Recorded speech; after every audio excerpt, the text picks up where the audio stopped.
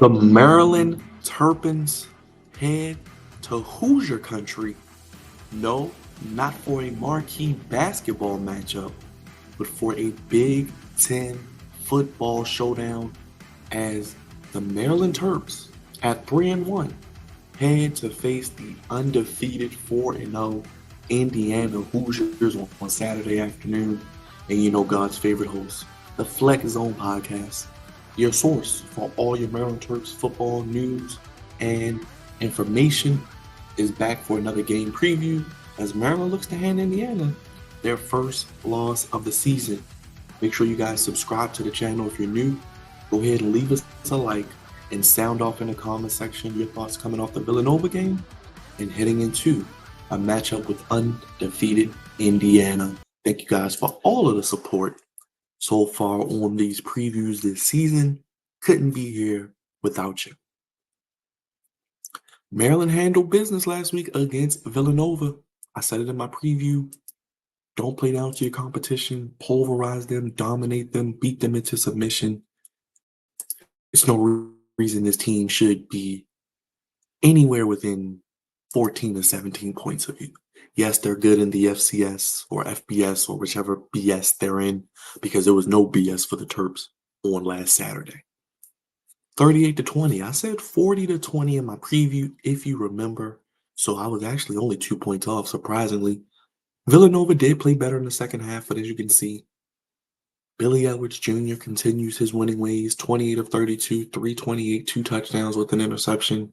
Roman Hamby still waiting for his breakout game. I know I proclaimed him to be probably the breakout player on offense this year, over probably 1,200 yards. Only 67 yards with 1 touchdown. But what can we say about Ty Felton? The guy who's been arguably the best receiver in all of football, a guy who is going to be drafted highly come this spring, rising up draft boards expeditiously in my TI impersonation. 14, 157 with a touchdown on the season. Felton, 41 receptions, I believe, 604 yards, 5 touchdowns, averaging over 14 yards per catch. And this is before we even get into the meat and potatoes of the schedule. So this guy probably could end up with over 1,200 yards, receiving double-digit touchdowns, probably close to 100 catches. So Ty Felton is the number 1 receiver. But we did get to see his running mate, Caden Prather. He had a big-time touchdown early in the game, as we see with the score summary. We can get to it. Prather had a big game. He had a touchdown. Henry had a touchdown, as mentioned. Nolan Ray, the freshman running back, he had a touchdown. He's kind of been able to spell Henry.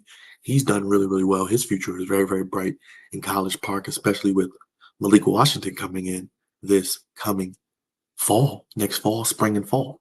So that's awesome. MJ Morris, my guy, he even got a rushing touchdown. Good to see him get into the touchdown party.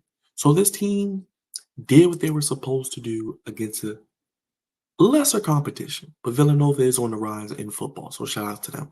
Like I said, that's a great basketball matchup. This is another great basketball matchup. Indiana is 4-0. Well, who have they beaten? Who have they beaten? That is a question I did have to look up, because when I heard that Indiana was 4-0, I did not think this was possible, because the Terps should be 4-0 going into this game. This really could be a matchup of unbeaten teams, 4-0 against 4-0. It is what it is. We know what happened against Michigan State. I'm going to leave that there. But you ask, who did Michigan, or excuse me, who has Indiana played? Who? Go Google it. Go Google it. I did go Google it, and they've beaten UCLA, who's not very good this year, but UCLA, they're in the Big Ten now. They beat also, who else did they beat? Let me do this. I believe they beat Florida Atlantic as well. Let me pull up their schedule. So they have beaten UCLA. Let's go to their schedule here. They beaten FIU 31-7. We know week 1. Western Illinois 77-3. UCLA 42-13, and Charlotte 52-14. Now they have not played anybody. Yeah, nobody. I don't know. Yeah, they played nobody. That's who they played. Nobody. But they have dominated the competition. 31-7, 77-3, 42-13, 52-14. Obviously, Maryland will be the toughest test so far. But I told you last week, I do like Maryland in this game to give Indiana their first loss. I do. Now, Curtis Rourke, the transfer quarterback to Indiana, has been very, very good this season. He's the reason they are as good as they are, a big part of it anyway. They have been able to run the ball for over 200 plus yards in basically every game except the UCLA game, I think. They have a dominant pass rush, which seems to give guys problems. And we know Maryland's offensive line is a little shaky. But I do like Maryland in this game. I think this is going to be an interesting matchup. I think this is going to be one of the more underrated games.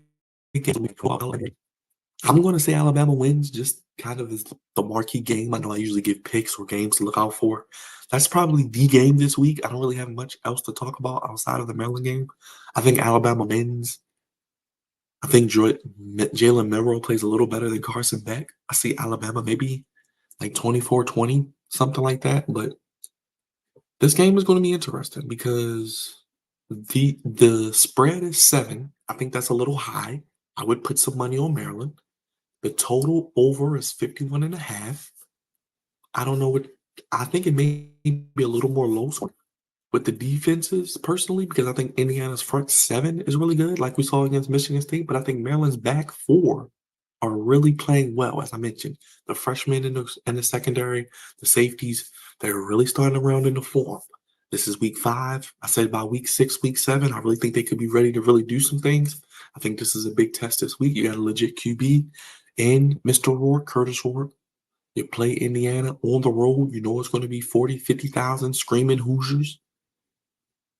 Rourke only has 8 touchdowns, 71 of 94, 1,013 yards. More importantly, no interceptions. I'll bring it up so you guys can actually see what you have here with the leaders. But Rourke, no interceptions. That is a big key. They're playing mistake-free football. Ellison, 38 carries, 290 for 4 touchdowns. You got to contain that brother because he can get loose. And Mr. Sarek, 15 receptions, 250 yards, and a touchdown. I really don't have a problem with any of their receivers or tight ends. I don't think they're going to give Maryland much of a problem. My whole thing is this with Maryland, as I get to some of my keys to the game, I think it's very, very important to play mistake-free football for Maryland, first and foremost. We see Mr. Rourke, he doesn't have any turnovers. I think of Maryland, especially Billy Edwards, no interceptions, no fumbles. Receivers, tight ends, running backs, don't fumble. If we can play mistake-free football, that is my first key. Win the turnover battle, basically. That's what I'm saying in a nutshell. Secondly, my second key, protect Billy Edwards at all cost. This team has a very, very good pass rush. They can get after it, much like Michigan State. They're stout up front. I think Billy Edwards is going to have to win this game if they're going to win it because he's going to have to make some throws. But I like our receivers against their secondary. And that first, no turnovers. Secondly, look for keep Billy Edwards upright. I would say if you can keep him at least with less than 3 sacks, we're doing something right. Now, Billy Edwards is probably going to have to use his legs a little more in this game. He really hasn't had that breakout game so far where he really comes into his own and runs for 80, 85 yards, makes 3 or 4 gashing runs to extend the drive. I think Billy Edwards is going to have to make some plays with his legs and his arm. But that's my first 2 keys. No turnovers. And secondly, protect Billy Edwards. Third, if you can rush for anywhere over 150 yards, that would be wonderful. If we can get Hemby, Ray, Edwards, that trio around 150 yards, and play a little bit of keep away, I really, really like that. And with that being said, they may not get the 150. My third key is going to be win time of possession. I think if they're winning time of possession, playing Maryland football, pretty much limiting Rourke's opportunities, I really think they have a good shot to win this game. I think it's going to be more of a grinded out Big Ten in the trenches type of game. I know they have a lot of points with the 50 points, and it could be very well that. I don't know as much as they know in Vegas. I'm not as smart as the nerds and geeks out there, but with my gut of watching Maryland and watching what I've seen of Indiana, I think this could be in the mid 20s. Defensively, my keys are get a takeaway, force a turnover. Don't turn the ball over on offense and on defense. Let's make Rourke have his first turnover of the season. Let's make him throw his first interception. He's overdue. And I think it happens this weekend. I don't know if it's going to be one of those young corners I've talked about. I don't know if it's going to be one of those safeties who've done a great job. I'm really, really looking forward to seeing what happens there. Secondly, defensively, I'm looking forward to no big plays. Keep everything in front of you.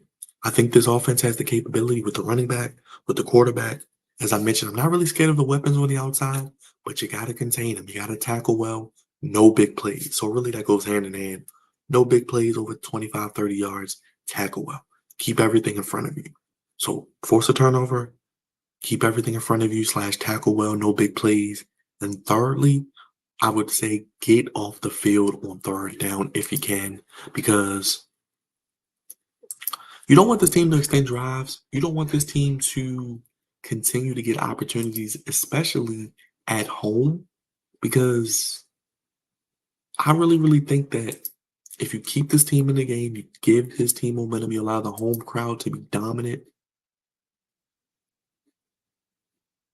it's not going to end well. It could really get ugly for the Terps, in my opinion, just because you're on the road and you know how loud it's going to be in Hoosier country. So, like I said, offensively, no turnovers. Secondly, protect Billy Edwards. Third, win time of possession. And fourth, excuse me, while I'm speaking of that, Ty Felton's having such a great season. If Ty Felton can give us another 100-yard game, or Prather, or I just need at least one receiver to do his thing. Like I said, they may take away Ty Felton because this is up in competition. You're now into the meat and potatoes of your schedule.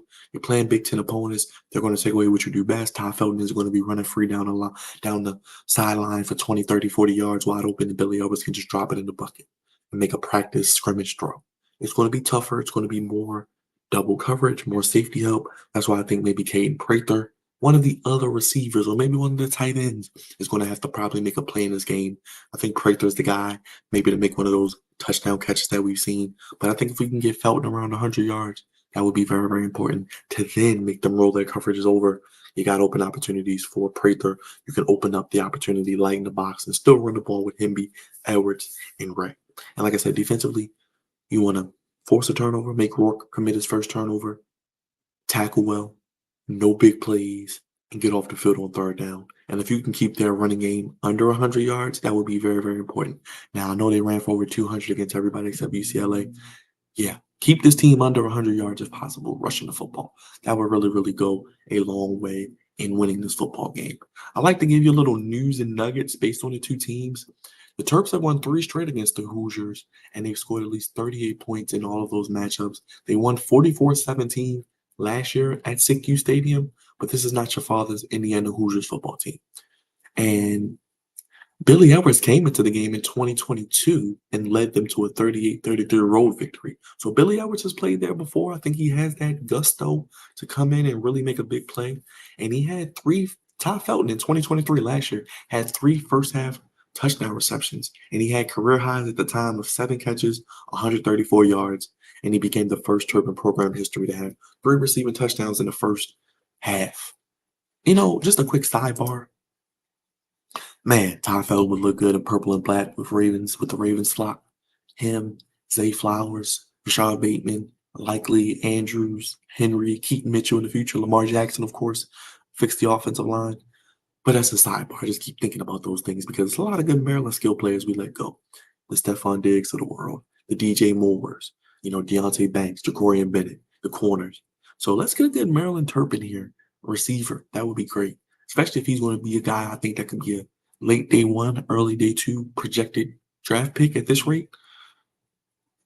But Maryland has beaten Indiana, and they've had their number.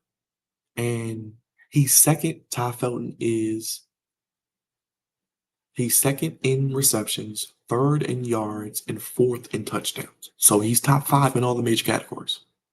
And he's PFF's top graded wide receivers, 100 plus yards in each game. As mentioned, he's doing it all. And I think, like I said, they can get him around 100 yards again. I think it's very, very important.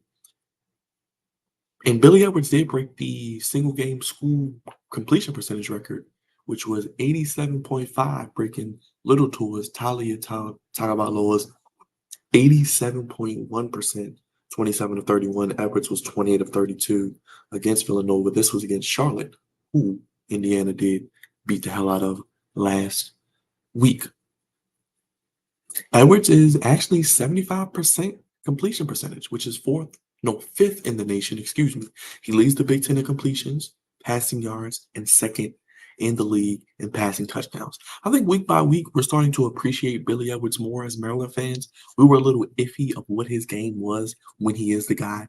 Does he have the skill set? We know he can run. We know he can do it with his legs. And he has a great arm. But he's really, I think, progressed as a quarterback, a leader of men, a CEO. You see him on the sidelines with the handshakes. You see him greeting guys, the first guy out there after guys make a big play. MJ Moore scored a touchdown. He's one of the first guys out there to greet him with the handshake. The camaraderie those guys have is great to see. And I think his ability to progress as a quarterback, making wonderful throws, throwing guys open, making tighter window throws. He's going to have to continue to do that against Indiana and as they head into Big Ten football. Edwards is the 7th highest graded quarterback in all of the FBS and the top graded in the Big Ten. Where I think it's kind of a down year in the Big Ten with quarterback play. Ohio State, Michigan, you look at USC, you look at what Indiana's done, they got to transfer. But Big Ten quarterback play is kind of down. A lot of guys you don't really know the names of yet that I think are progressing. So we'll see. We'll see what happens with that. Maryland is tied for the best turnover margin in the Big Ten, +7 with Illinois and Indiana. So really the key to this game is whoever wins the turnover battle is going to win this game. And that's why I said no turnovers and force a turnover if you can defensively. Clinton Miller, Jalen Husky, Dante Trader, Ruben Hippolyte. I love those guys. Quoshawn Fuller, Donnell Brown, Ricardo Cooper, and Kellen Wyatt. Just naming some guys with the fumbles as well. Let's see if one of these guys can make a play. Let's see if we can force a turnover. Let's see if we can have a big play and really, really change the momentum and tide of this game. As mentioned, I think this is going to be a mid-20s game. I think Maryland wins. I'm going to say 24-21. That's my prediction. You know what? I think it may be a little bit more high scoring. I think I'm leaning more towards 27-24. I don't want to undercut Indiana. I think they are going to be able to score some points, I think, early in this game, but I think if the Terps can just make the right adjustments at half, withstand the initial brunt of that first jab, that first haymaker, they can really, I think, win this game. But to the schedule, Maryland has Maryland has a big game, has some big games coming up. We know what happens because they have Northwestern, they have a bye, which is important. So you can win this game, go into the bye, have Northwestern at home, USC at home for homecoming, then at Minnesota. Then you go to Oregon, number 8 in the country.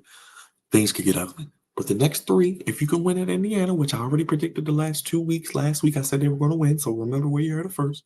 They get Northwestern after a bye, which I think is a winnable game, and then at Minnesota, another winnable game before USC comes over and takes over College Park, and then you go to Oregon, and then you got Rutgers. So the next 5 are going to be very, very interesting for the Terps. But let's not get ahead of ourselves. I like the Terps in this game, 27-24. I think they hand Indiana their first loss. Billy Edwards does enough to get the win.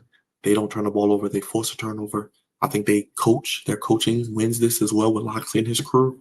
And I think the Terps get a nice road win, improve to 4-1, which they should be 5-0. but we're not going to harp on it. It is what it is. We know Maryland lays their annual turtle-sized egg that they lose to a team they shouldn't, and probably beat a team or be in a game they shouldn't. Like last year against Ohio State, should have won that game with the bid in the second half. Turnovers did them in. When you play on the road in a hostile environment, you can't turn the ball over. You can't beat yourselves.